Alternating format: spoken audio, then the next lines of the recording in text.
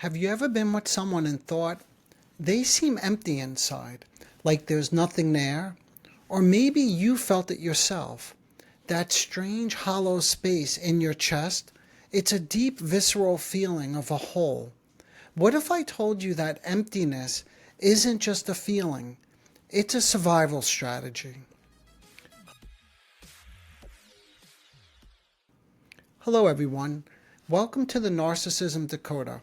I'm Dr. Anthony Mazzella. In this video, we're going to explore what narcissistic emptiness really means, why it feels so overwhelming, and how it secretly protects people from something even more unbearable. Many people who exhibit narcissistic characteristics, especially those with vulnerable or covert narcissistic traits, often report a profound and persistent sense of internal emptiness. To give you a sense of what this feels like, here are a few ways people have described it. I feel so empty, like I look in the mirror and nothing is there. I literally feel like a cave, nothing inside. I could feel it in my chest.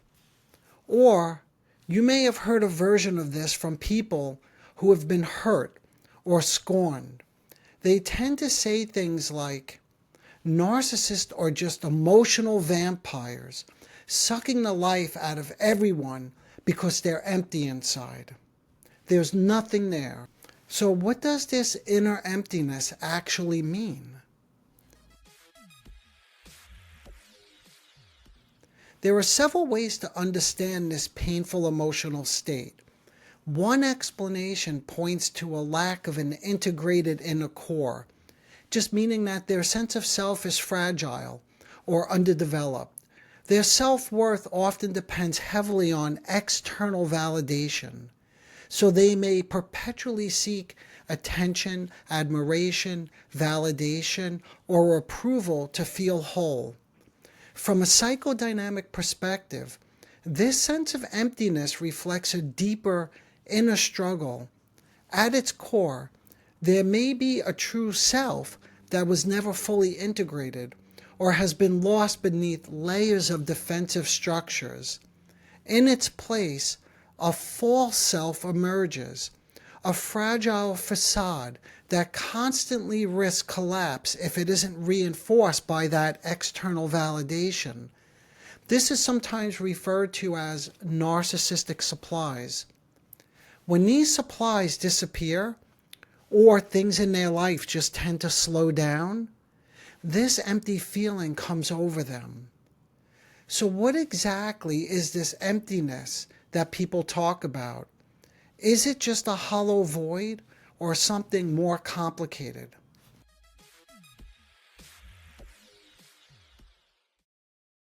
For many, emptiness isn't just a feeling. It's like a gaping hole, something missing in your whole experience of living. To cope with this void, narcissistic behaviors such as grandiosity, manipulation, or emotional volatility often develop as compensatory strategies. In other words, they're attempts to fill or distract from the inner emptiness.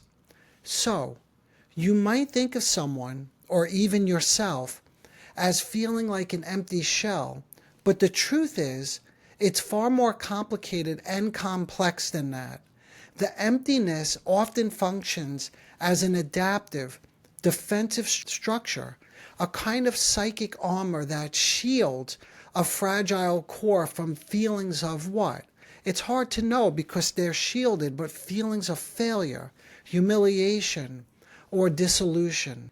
When we shift perspectives, emptiness stops looking like a void and starts looking like a fortress. Fragile, yes, of course, but also carefully built for survival.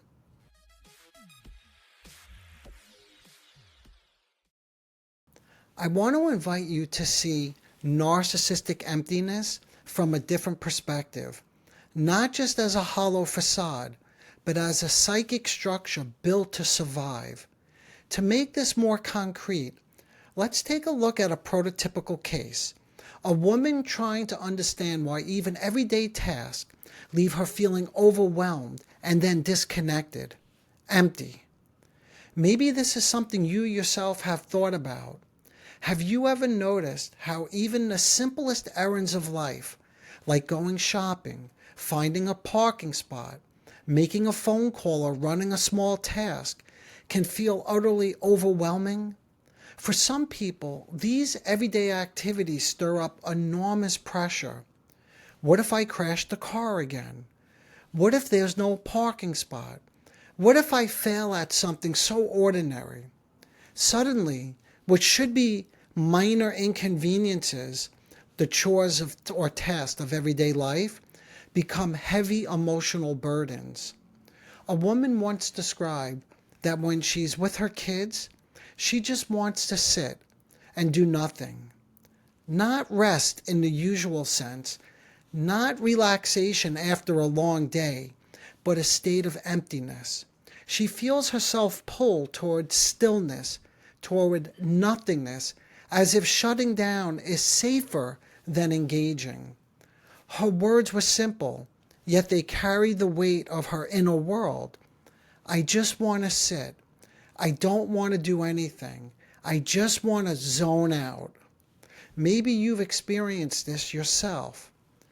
This is more than fatigue.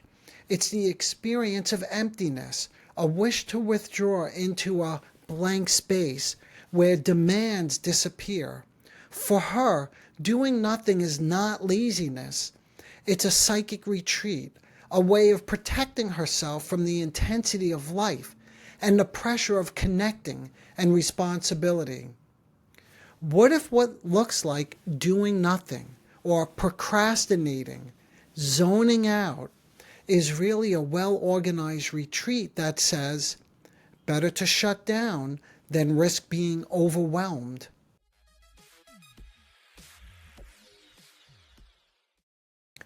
So if we take what she's saying about shopping, parking, and the possibility of crashing the car, these are all busy, overstimulating, risk-laden situations.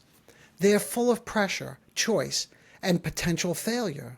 In contrast, emptiness, or what we said, doing nothing, offers what? A defensive retreat, a blank space, stripped of demands, stimulation, or risk. As I was exploring her wish to do nothing, she mentioned, and I quote, I wish I didn't have to live with uncertainty. This is something I hear frequently with narcissistic individuals that I treat. But what does this mean? I wondered. And what I slowly begin to realize is that beneath the emptiness lies something deeper, an unbearable struggle with uncertainty. For many with narcissistic dynamics, uncertainty is not just uncomfortable, it's intolerable. It evokes the helplessness of childhood, when uncertainty was linked to rejection, absence, or even danger. The inner logic of a child goes something like this. Will my mother show up? Will she be there for me to pick me up on time after school? Will she wake up with me in the morning to help me get ready for school? Or will she even be home when I wake up?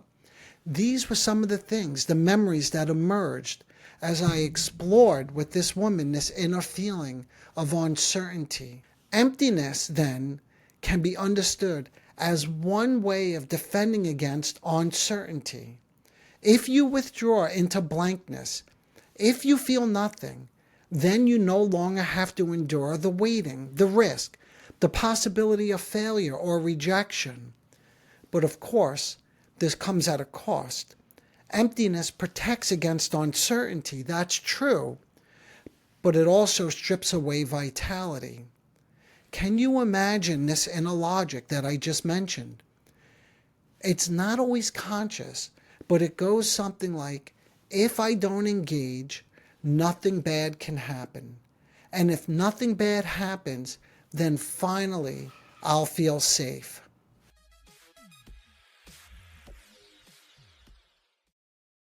What I'm encouraging you to think about is how emptiness and uncertainty are deeply intertwined.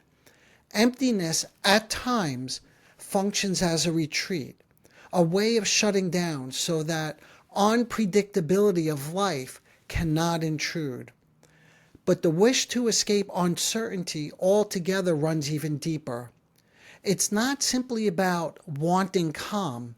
It's about longing for a world where danger can be eliminated entirely.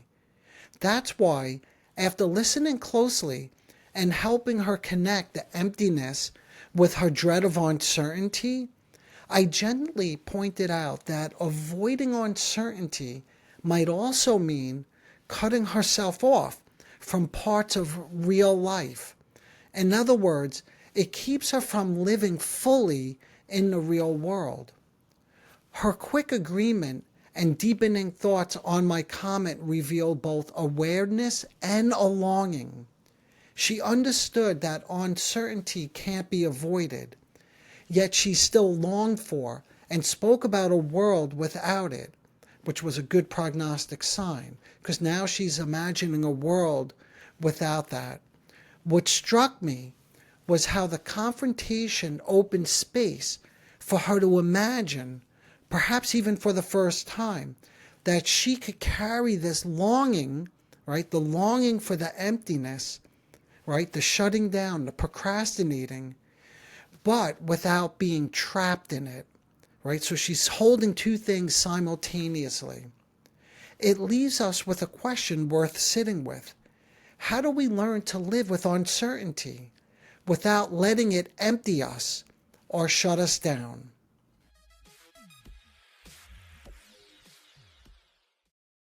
Emptiness and uncertainty are two sides of the same coin.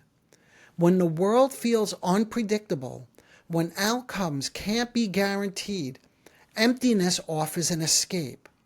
By shutting down into nothingness, there are no choices to be made, no risk to take, no possibility of rejection or failure. It's a way of saying, if I don't engage, then nothing bad can happen. That's why the wish to eliminate uncertainty is so powerful. It's not simply about wanting peace of mind.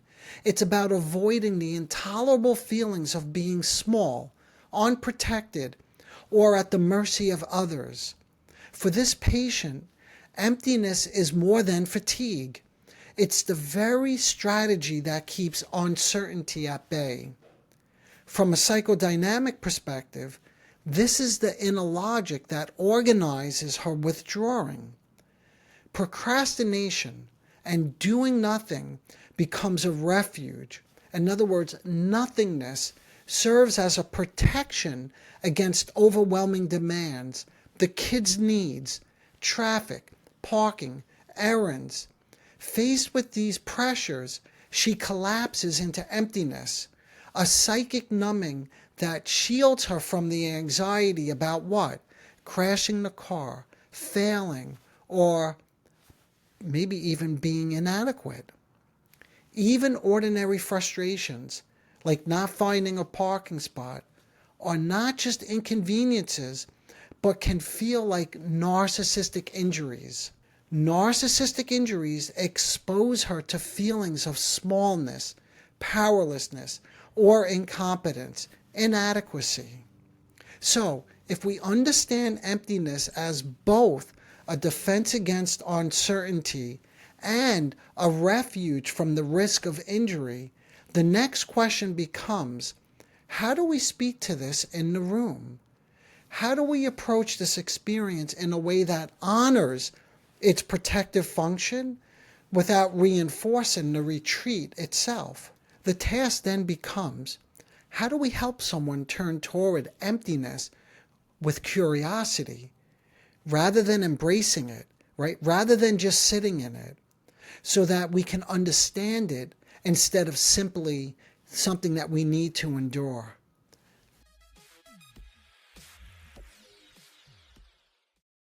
How do we approach emptiness gently enough that it still feels protective, yet firmly enough that it doesn't become the only option?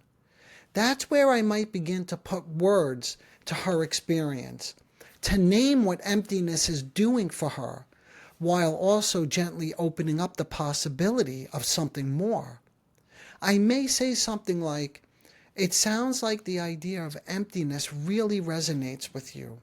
Almost like it's a way to step out of all the busyness, all the pressure of doing things like the errands, driving, finding a parking spot, even taking care of the kids." And then if I have her attention, if I have the curiosity, I might go a little bit further. I wonder if doing nothing is a way of protecting yourself. You see, I only introduce that though if I get the sense that she has that level of curiosity. Notice here though, I'm not telling her to stop being empty. I'm not making suggestions on how to engage in life, to take up a hobby, to be with the kids. I'm simply naming it. Sometimes naming what feels confusing can already begin to bring a sense of what? Curiosity. And then when you get curious, you have a little space. And when you have a little bit of space, oftentimes this leads to a sense of relief. The goal of this line of intervention is to learn more about the emptiness and see if it is a way to protect herself from the stress or fear that something could go wrong. What I'm trying to capture, and I hope you are beginning to hear this, that initially I help her recognize and begin to think about the emptiness and its link to uncertainty. So the first step is naming this link. Giving words to the experience of emptiness helps this person recognize that doing nothing is not just laziness, but it's a meaningful retreat. From there, the work becomes about exploring what the retreat is protecting against: the dread of uncertainty, the fear of overwhelm, or the wish to be spared from the responsibilities of life. In making this link, uncertainty becomes something we can think about together, something we can eventually begin to tolerate in the room, and that she then can eventually tolerate rather than flee from.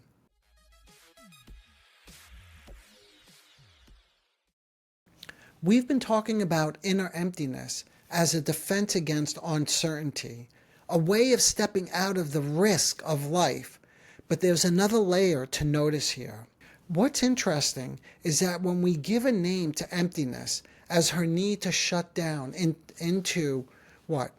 Nothingness, because of a fear of uncertainty and therefore vulnerability, she begins to experience a sense of relief. I notice this sense of relief in what follows this discussion. She returns to session, reporting that she's been feeling more present lately, and that right now, she says, there's nothing to worry about, and this is almost unprecedented. What makes this work hopeful is that when the defenses of anxiety and emptiness soften, even just a little, something else begins to show through. Small signs of vitality, moments of agency, flashes of desire.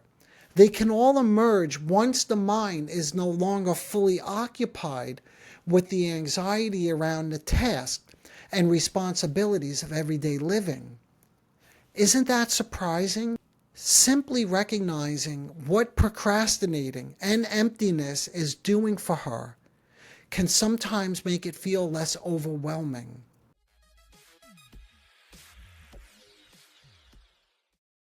That's precisely the moment that I lean into in her experience.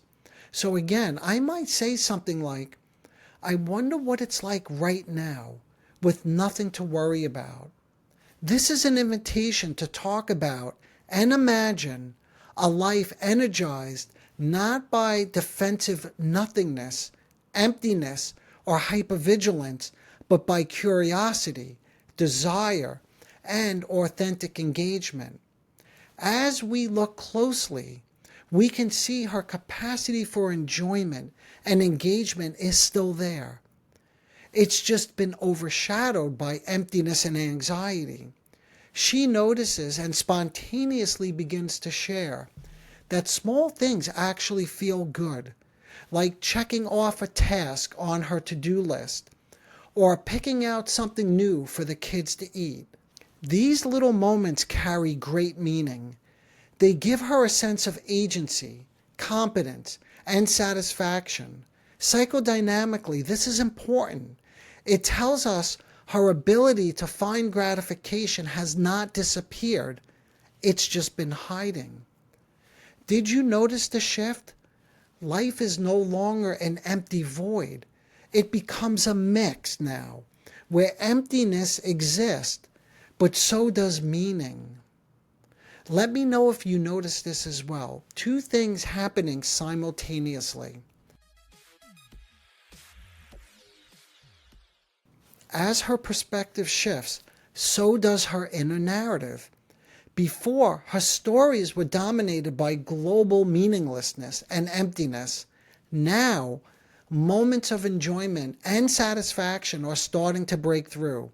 She's beginning to register that agency and care can feel good, even if those moments are fleeting, which at the beginning they always are. This marks a subtle but important shift in her inner logic. Her mind is no longer reasoning only in terms of, I need a break, so I withdraw. That's what we heard earlier. It's also beginning to weave in, sometimes I withdraw, but sometimes I enjoy, I choose, and I feel good checking things off my to-do list. That recognition makes life feel a little less empty and more like a mix, a place where moments of meaning coexist with the need to retreat. See, in other words, it's not a magic cure. The need to retreat is still there, but these other moments are coming in. Have you ever noticed that too? How life can hold both pain and enjoyment at the same time, instead of only being one or the other. By reflecting these more pleasant moments back to her, I can help her notice and integrate these different states and feelings. Over time, the defensive retreat into emptiness gives way to selective, intentional engagement where life holds micro moments of meaning, even amid the ongoing challenges. This is what we call integration. And integration, when thinking about healing narcissism, is the slow stitching together of split off parts of the self. It means we can now see contradictory states, strength and weakness, emptiness and aliveness, withdrawal, but participation as well. So, this is the main point. When we talk about emptiness in narcissism, we're not just describing a hollow shell. I've tried to demonstrate how we are also looking at a way of coping with uncertainty and the fear of failure. What's hopeful is that even within that emptiness, when treated or thought about correctly, sparks of vitality, small moments of choice and satisfaction begin to appear. There's still so much more to say about this, but we have to stop here for now. If this spoke to you and you're curious to learn more about all issues related to narcissism, please support the show by subscribing so you don't miss what's coming next. If you want to do a deeper dive into all issues related to understanding and healing narcissism, be sure to check out my podcast.